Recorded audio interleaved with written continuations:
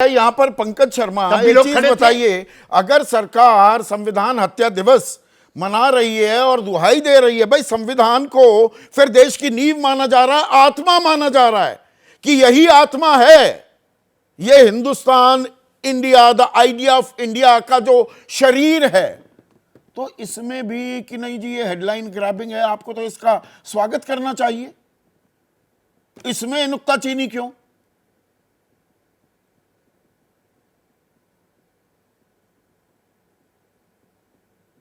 आप ये सोचिए संदीप जी कि इस तरह की अधिसूचनाएं जारी करके हम किस तरह की परंपराएं डाल रहे हैं। कल को अगर गुजरात में आने वाली कोई सरकार अधिसूचना जारी कर दे कि हर साल 28 फरवरी से 6 मार्च तक की अवधि को नरोदा पाटिया हत्याकांड सप्ताह घोषित किया जाता है और इस दौरान फला फला आयोजन हुआ करेंगे, तो हमारे मित्र त्यागी जी की प्रतिक्रिया क्या होगी?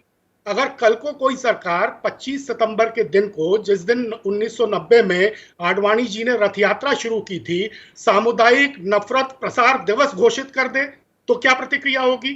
हर प्रदेश में, हर जिले में, हर पंचायत में घटी तरह तरह की are you comparing apples and oranges? प्रसंगों को लेकर अगर आप ऐसे ही सेब और हत्या संतरे दिवस की तुलना मनाने कर रहे हैं। संविधान तो देश की आत्मा है ना, और संविधान की तो हत्या हुई थी, काला दिवस तो था ही, काला अध्याय तो था ही 1975 से लेकर 19 महीने का वो वक्फ का।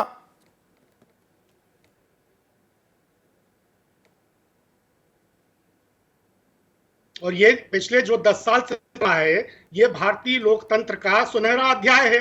इसमें लोकतंत्र की आत्मा का गला किस तरह रोज रोज घोटा गया, ये क्या किसी से छिपा है?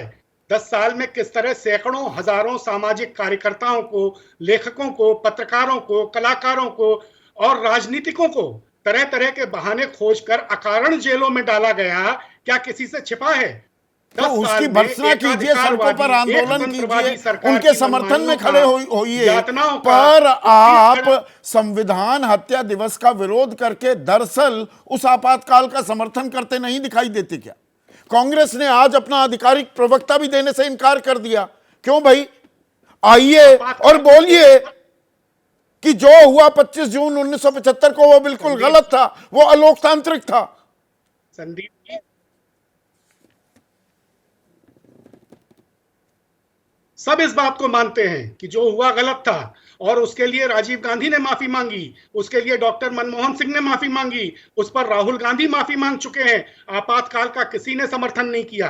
केंद्र में आने वाली कोई सरकार अगर 4 जून को संविधान पुनर्जीवन दिवस घोषित कर देगी, अधिसूचना जारी कर देगी और कहेगी कि यह दिन उन सभी लोगों के विराट योगदान का स्मरण कराएगा, जैसा कि अमित शाह जी ने अपने बयान में संविधान हत्या दिवस के लिए कहा है, तो अगर कोई कहेगा कि जिन्होंने पूरे 1 दशक अघोषित आपातकाल के अमानवीय दर्द को झेला था, उस दशक का स्मरण कराएगा जिसमें 3 काले कृषि कानूनों का कड़ी सर्दी, गर्मी, बारिश, खुले आसमान के नीचे विरोध करते हुए 700 से ज्यादा किसानों के प्राण चले गए, तो 4 जून उस दशक की याद दिलाएगा जिसमें नोटबंदी के बाद बैंकों की कतार में खड़े सैकड़ों लोग, पता नहीं कितने लोग मर गए। कंपेटिटिव पॉलिटिक्स अब आपको याद आ गया।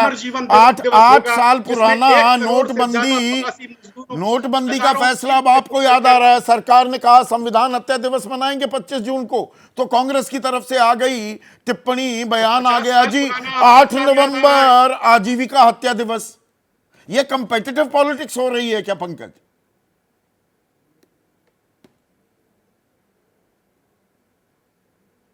देखिए, मेरा कहना यही है कि इस तरह की परंपराएं डालना उचित नहीं है।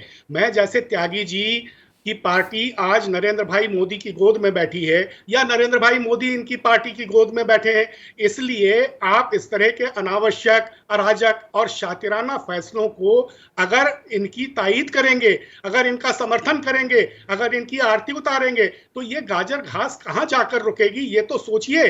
तो मैं अपने अग्रज मित्र त्यागी जी से यह निवेदन करना चाहता हूं कि इस तरह के फैसलों पर, जैसे आप हर मामले में बेबाकी से अपनी राय पेश करते हैं, इस तरह बेबाकी से कहिए कि इस तरह के झमेलों में सरकार को पड़ने के बजाय आने वाले दिनों में देश का भविष्य, युवाओं का भविष्य, रोजगार के प्रश्न, महंगाई के प्रश्न, देश के जो बुनियादी मसले हैं उनको सुलझाने और उनका समाधान निकालने की दिशा में आगे बढ़ना चाहिए।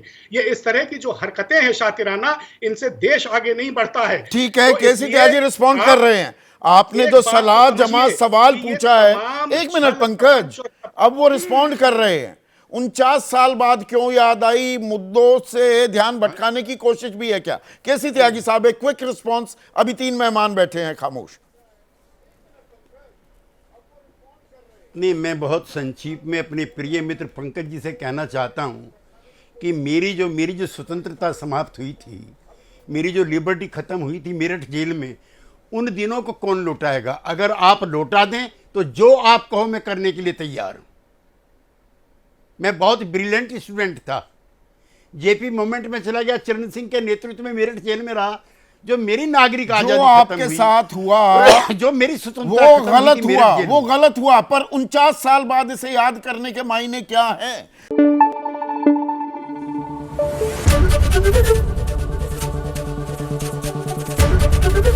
एबीपी न्यूज आपको रखे आगे।